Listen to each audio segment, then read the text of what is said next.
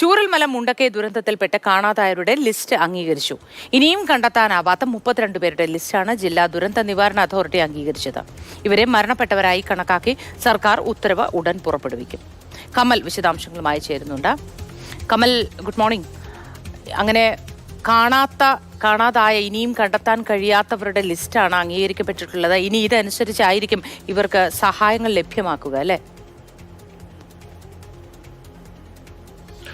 Good morning Mothi. ഇക്കാര്യം സർക്കാർ നേരത്തെ തന്നെ പ്രഖ്യാപിച്ചതാണ്. അതിൻ്റെ ഒരു നടപടിക്രമമാണ് ഇപ്പോൾ ഉണ്ടായിരിക്കുന്നത്. അതായത് മന്ത്രി കെ രാജൻ നേരത്തെ തന്നെ പറഞ്ഞിരുന്നു, ഇനിയും ശരീരഭാഗങ്ങൾ പോലും കണ്ടെത്തി തിരിച്ചറിയാൻ കഴിയാത്ത 32 പേർ, അതായത് മിസ്സിംഗ് ലിസ്റ്റിലുള്ള 32 പേർക്ക് മരണ സർട്ടിഫിക്കറ്റ് നൽകി അവർക്ക് എല്ലാ ആനുകൂല്യങ്ങളും ലഭ്യമാക്കുമെന്ന് സർക്കാർ പ്രഖ്യാപിച്ചിരുന്നു.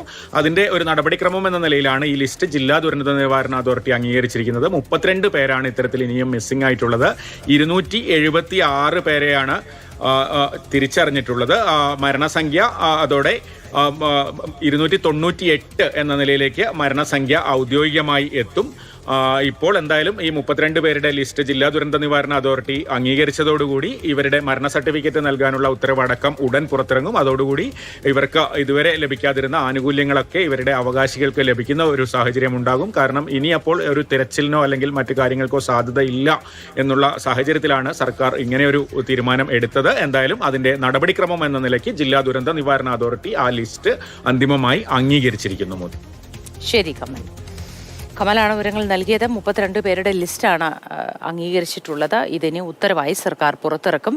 ഇത്രയും നാൾ അവരെക്കുറിച്ച് യാതൊരു വിവരവും ലഭിച്ചിട്ടില്ല. ജീവനോടെയോ മരണപ്പെട്ടോ കണ്ടെത്താൻ കഴിഞ്ഞിട്ടില്ല.